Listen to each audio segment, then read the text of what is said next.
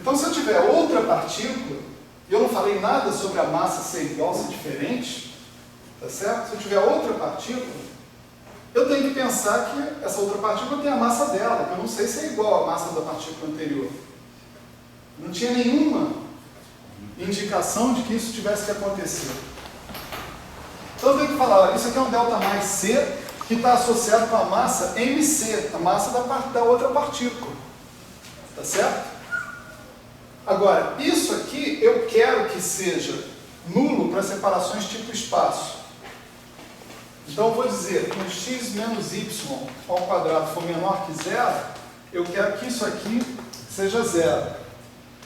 Novamente, a gente pode usar a propriedade que o delta mais é simétrico quando a separação é tipo espaço. Então isso aqui vai virar módulo de k ao quadrado, delta mais de x menos y, menos ou mais, módulo de lambda ao quadrado, delta mais c de x menos y. Só que agora, ou escolhendo menos ou escolhendo mais, não vai dar em nada se a massa dessas duas partículas não for a mesma. Então, essa partícula que eu escolhi para ajeitar as coisas na simetria interna tem que ter carga oposta, número leptônico oposto, número bariônico oposto, estranheza oposta, hipercarga oposta, todos os números quânticos tem que ser menos. E além disso, tem que ter a mesma massa. Se a dependência de M2 não pode ser uma massa negativa também? Por quê? Se a M2 ali é a dependência da massa, M ao quadrado, então em princípio menos M também... Sim, mas aí você significa que a tua energia no referencial de repouso é negativa. Lembra que a tua energia tem que ter um mínimo lower bound. Então, se a tua energia é negativa no referencial de repouso, né, ela vai diminuir cada vez mais. Por isso que a gente escolheu a energia positiva. A gente tinha duas opções. Mas o fato de eu querer que o meu hamiltoniano tenha um limite inferior, pede que eu escolha o sinal de mais. Então a minha massa é, por hipótese, positiva. Eu digo que a energia no referencial de repouso é uma energia positiva, e não negativa. Certo? Então, se eu escolher, né, a massa daquela partícula, caracterizada por MC, como sendo a mesma massa da partícula caracterizada por M, né, eu posso cancelar esses dois caras, mais uma vez escolhendo o sinal de menos, ou seja, relações de comutação. Tá certo? Então, relações de comutação.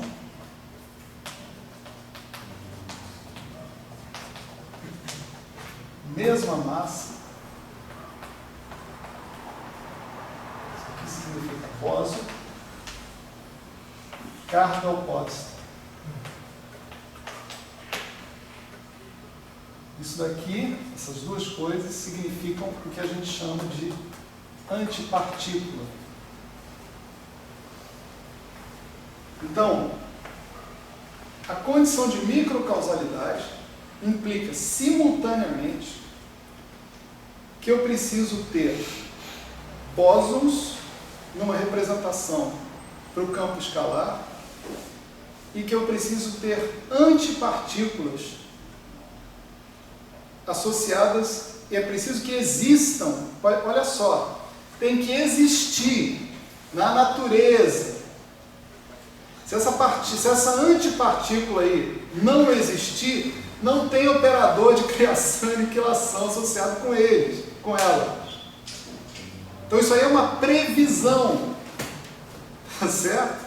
A previsão, se eu quero implementar conservação de carga elétrica ou qualquer coisa desse tipo, tá certo?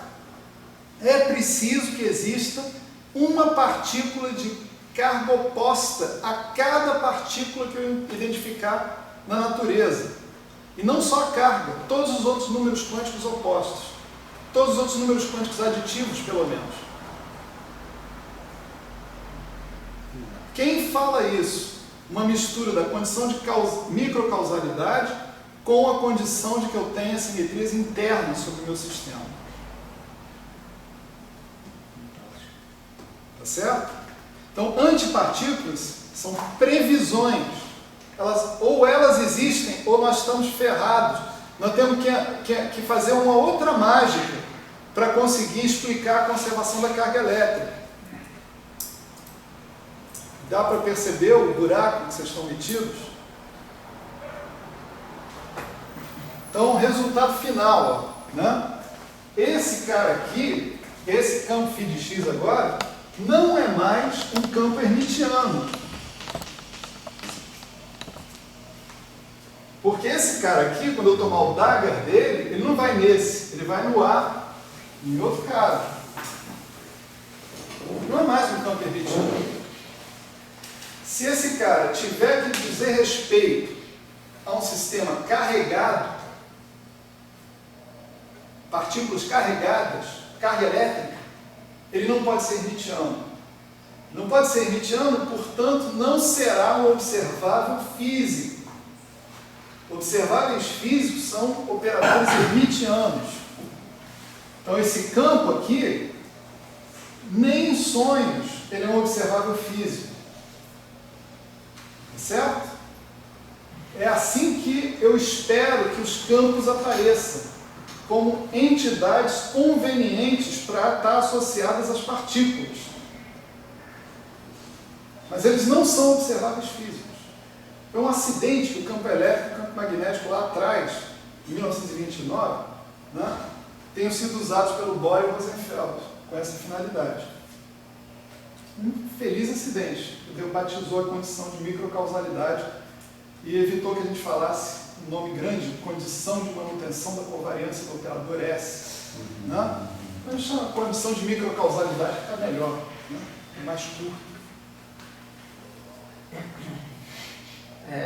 Só pergunta voltando um livro lá.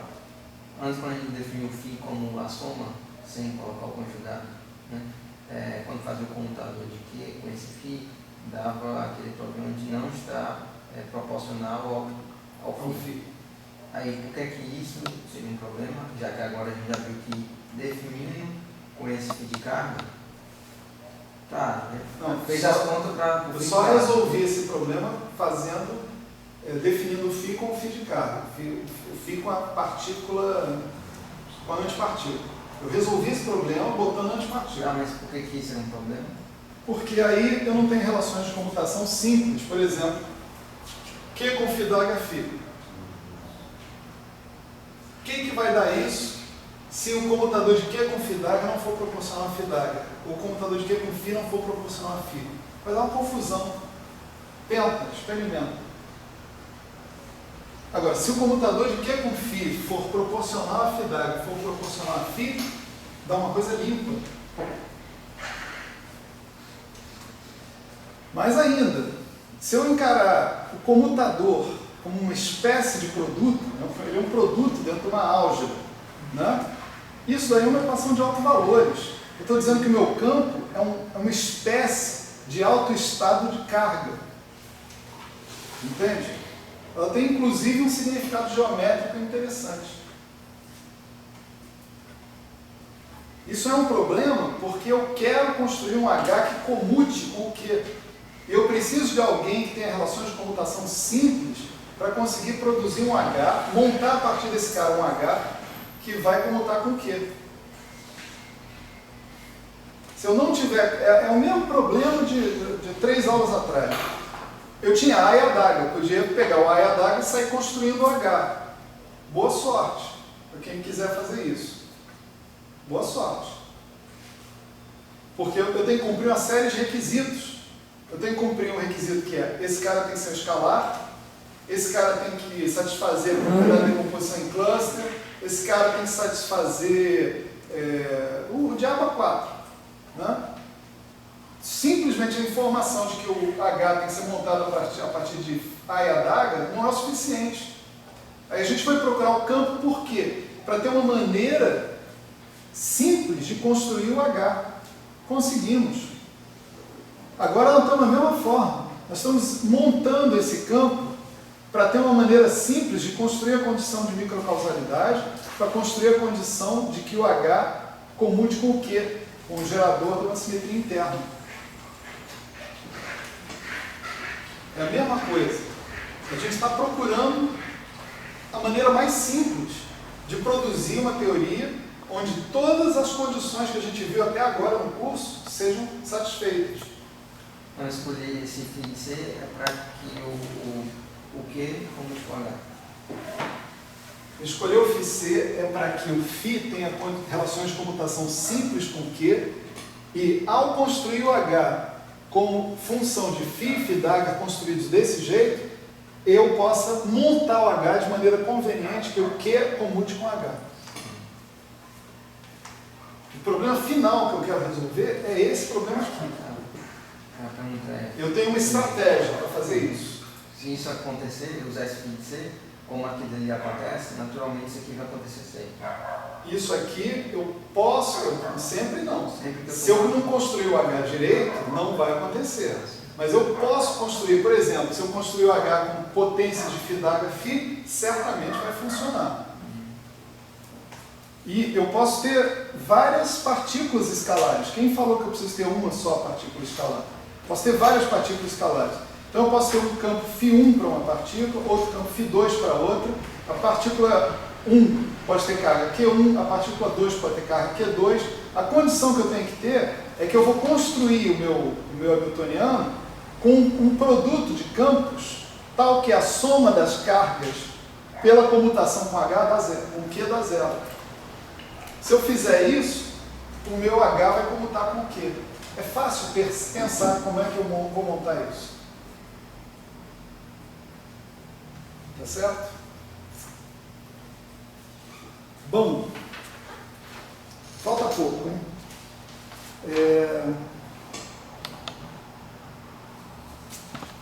Uma coisa essencial, né, que eu deixei para o final, foi o seguinte: pega esse φ que está aí, esse φ agora, ele é capaz de satisfazer essas relações de comutação com algum gerador de simetria interna, que vai permitir que você construa um H que seja simétrico por essa simetria interna, né? Então pega esse φ e aplica D'Alembertiano mais M2 nesse φ. Quanto dá?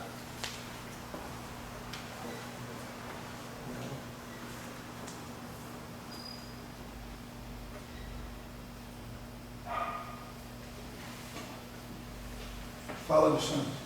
Não, é para ser zero, vai simplificar em borda, mas eu não estou fazendo a conta não. Estou pensando... Não, faz a conta, cara. Porra, faz a conta aí.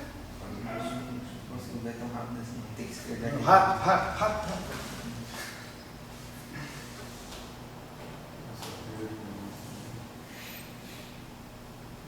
Vou dar uma dica, hein? Olha só. O único lugar que depende de x aqui é aqui. Descer o P, né?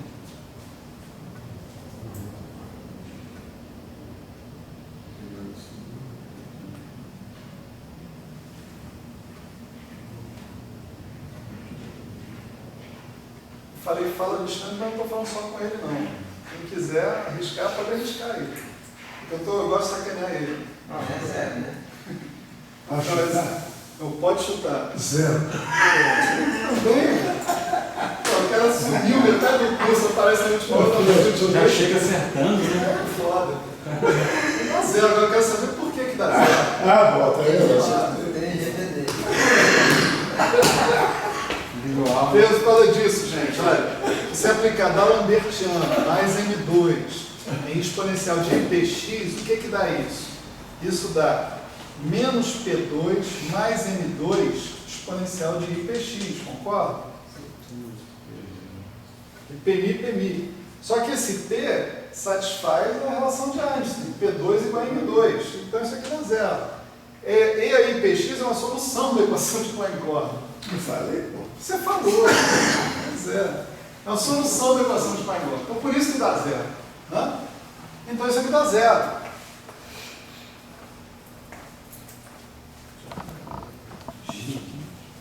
E aí? Aí todo mundo, na página 3, né? Lá do Rider, na página 3 do Rider, você vê, pô, eu estou trabalhando com um campo escalar, meu campo escalar livre tem que satisfazer. Eu construo a ação do campo escalar livre, eu calculo as equações de movimento, e a equação de movimento do campo escalar livre é essa. Né? Aí eu resolvo, né? A equação de movimento, e eu encontro esta solução. Isso está na página 3 do Rider. Ou de outro livro qualquer, pode escolher. Tá certo? Eu encontro aquela solução ali. Mas esse negócio estava escrito nas estrelas. Não sei se agora dá para perceber. Tá certo? Isso é completamente redundante. O que tem de importante atrás desse campo φ? O que tem de importante é que ele se transforma como um tensor sobre o grupo de Poincaré. É essa transformação dele como um tensor que implicou em tudo isso. Tá certo? Isso é cinemático. Essa equação da Lambertiana mais M2 φ igual a 0 é uma equação cinemática. Ela está contida. Eu não trabalhei para resolver essa equação diferencial. Essa equação caiu do céu já resolvida. Tá certo? Então, as equações de movimento desse campo são consequência do fato dele carregar a representação do grupo de Poincaré.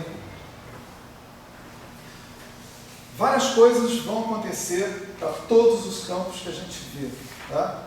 Primeiro, para todos os campos que a gente for trabalhar, relações de comutação, a relação de microcausalidade, junto com a condição de conservação de carga, né, vamos dizer assim, vai implicar em relações de comutação específicas, ou de Bose ou de Fermi.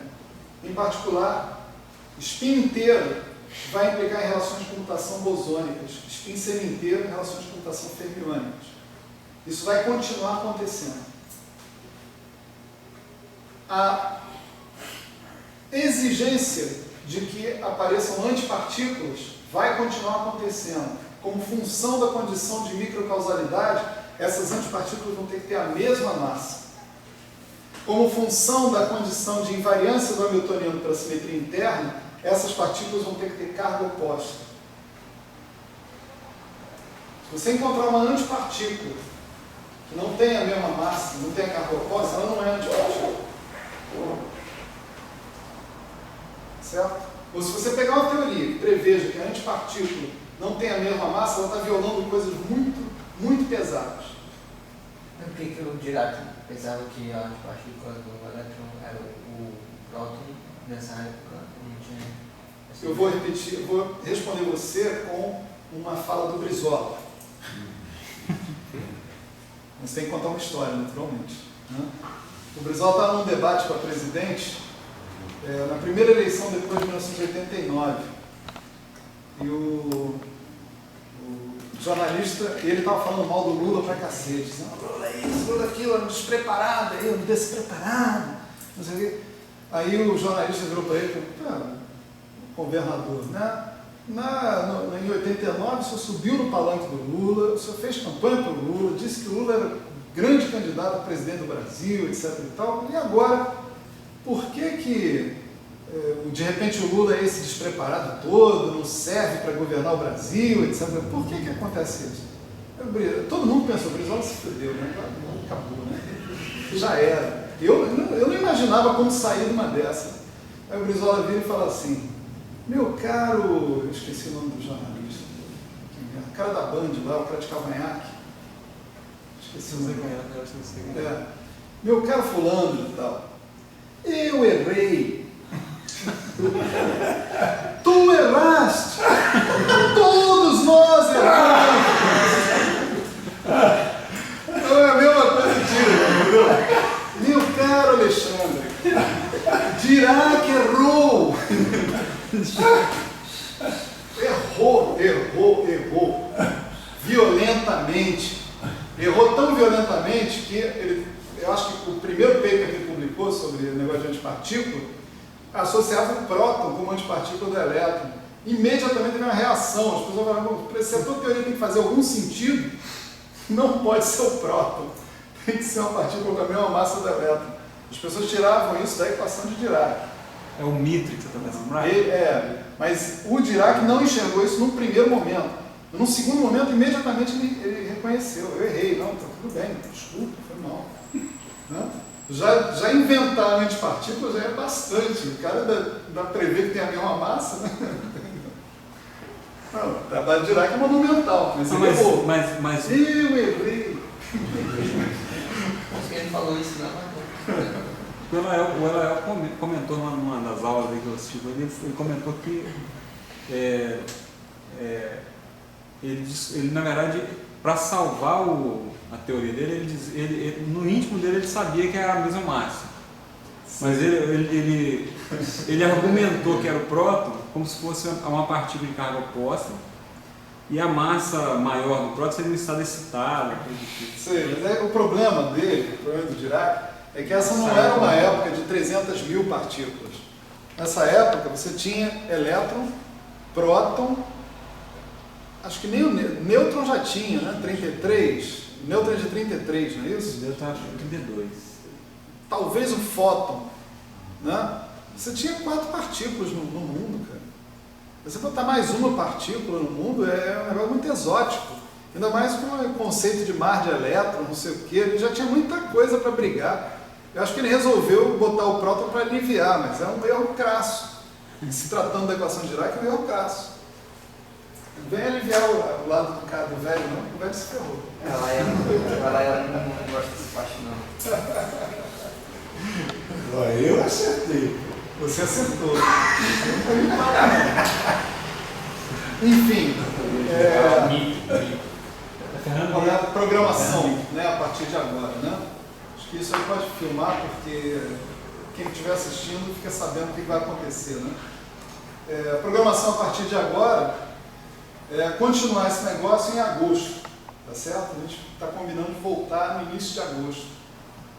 E aí eu acredito que com o professor Álvaro assumindo, né, o GIS, né? Assumindo o GIS.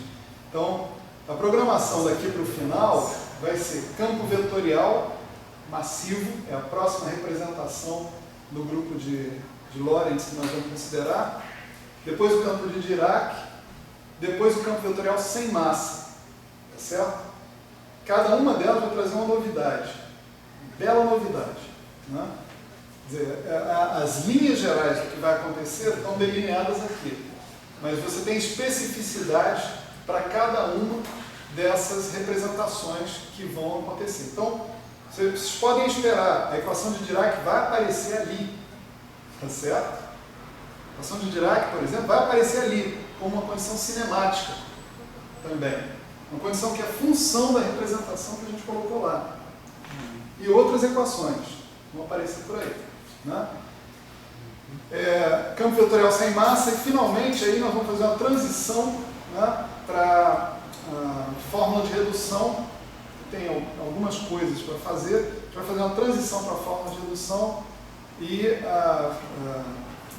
formalismo LSZ, tá certo? Que é a coisa que vai exprimir a matriz S em termos das funções de Green, funções de Green associadas com os campos. Feito isso, aí você pode começar a ler o Leider da página 1, que não tem problema, tá certo?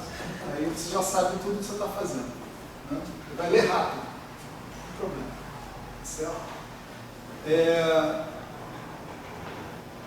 Bom, agora sim, pode desligar, eu acho, porque agora eu vou falar de avaliação, né?